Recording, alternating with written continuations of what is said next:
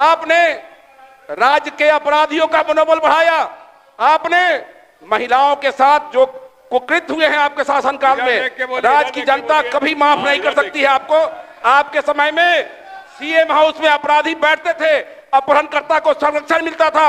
हमारी सरकार में, सुशासन की सरकार में अपराधियों के लिए कोई जगह नहीं है। आज ये माई बहन योजना लेके घूम रहे हैं।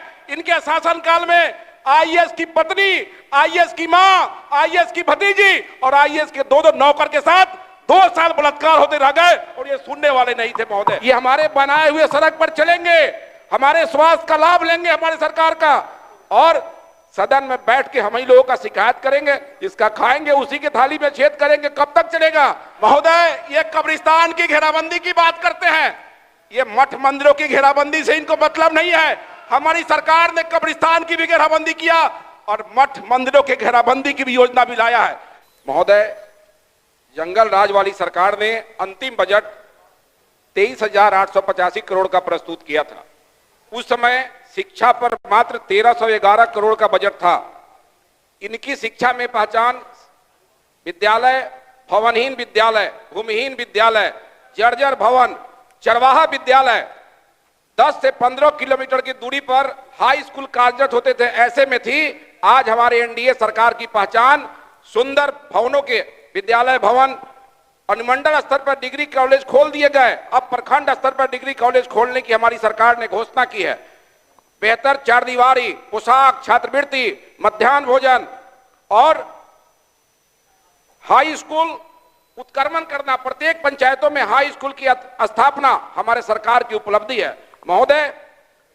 स्वास्थ्य के मामले में इनका बजट 811 करोड़ का होता था, आज हमारे सरकार का बजट 20,335 करोड़ है। इनके समय मरीज अस्पतालों में जाने से डरते थे कि अगर सरकारी अस्पताल में जाएंगे तो जान चला जाएगा, और आज विधायकों को पैरवी करना पड़ रहा है सरकारी अस्पतालों में मरीजों को भर्ती करने के लिए। हम लोग कभी कभी नाराज हो जाते हैं कि हम लोग का पैरवी का मरीज भर्ती नहीं हो पाता है। इनके समय में मरीज सरकारी अस्पतालों में जाने से डरते थे। हमारे समय दवा फ्री में मिल रहे हैं, डॉक्टर की व्यवस्था हुई है, अनुमंडल अस्पताल ऐसे बने हैं, पीएमसीएच का भवन वैसा पहले रहता था, इनके समय में ऐसा अनुमंडल अस्पताल हमारा अनुमंडलों में बना है। पीएचसी दुरुस्त हो गए, एडिशनल पीएचसी दुरुस्त हुए, अब एचएससी तक को दुरुस्त करने की बात हो रही है महोदय। सड़क के मामले में इनका 3200 करोड़ का बजट होता था, आज 17,000 करोड़ का बजट हमारी सरकार ने पेश किया है। इनके समय सड़क बनते नहीं थे, अलकतरा घोटाला होता था और इनके मंत्री जेल जाते थे महोदय। और आज हमारी सरकार ने 1,17,000 किलोमीटर सड़क बनाने का काम किया, 23,500 MMGSY का और 7,000 किलोमीटर लेफ्ट हैबिटेशन के सड़क का टेंडर करने का काम किया है महोदय। 5300 पुल पुलिया का निर्माण हुआ और आज 600 पुल पुलिया के निर्माण की स्वीकृति हुई है, टेंडर होने जा रहा है। इनको काम से मतलब नहीं है, ये हमारे बनाए हुए सड़क पर चलेंगे, हमारे स्वास्थ्य का लाभ लेंगे हमारी सरकार का, और सदन में बैठ के हम ही लोगों का शिकायत करेंगे, जिसका खाएंगे उसी के थाली में छेद करेंगे। कब तक चलेगा? अच्छा काम करते हैं तो प्रशंसा करना पड़ेगा। इसी सदन में जब निर्दलीय विधायक 10 में जीत के आए थे तो ट्रांसफार्मर का मामला उठता था, तारपोल का मामला उठता था। हमारे सरकार में, एनडीए के सरकार में एक मामला ट्रांसफार्मर और तारपोल बदलने का नहीं आता है। हमारी सरकार ने घर घर बिजली पहुंचाने का काम किया है, हमारी सरकार ने हर खेत तक बिजली पहुंचाने का काम किया है। इनके समय जले हुए ट्रांसफार्मर को बदलने के लिए सदन में प्रश्न आते थे महोदय। इनके समय में बिजली नहीं मिलता था, कब बिजली आया कब गया लोगों को पता नहीं चलता था। हमारी सरकार 24 घंटा 22 घंटा बिजली देने का काम कर रही है।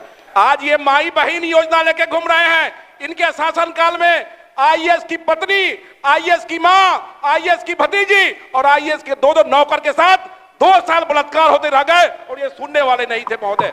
महोदय, इनके समय जंगल राज था। आप जातीय नरसंहार को उठाइए। 1999 में जहानाबाद सेनारी में 34 अग्र जाति के लोगों की हत्या हुई।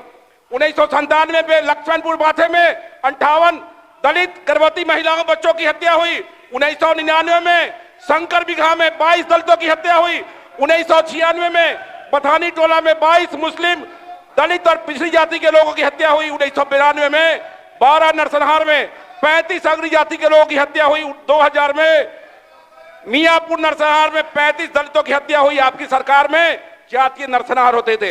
आपकी सरकार में सांप्रदायिक दंगे होते थे, आप उनको प्रश्रय देते थे। आपके समय में सीएम हाउस में अपराधी बैठते थे, अपहरणकर्ता को संरक्षण मिलता था।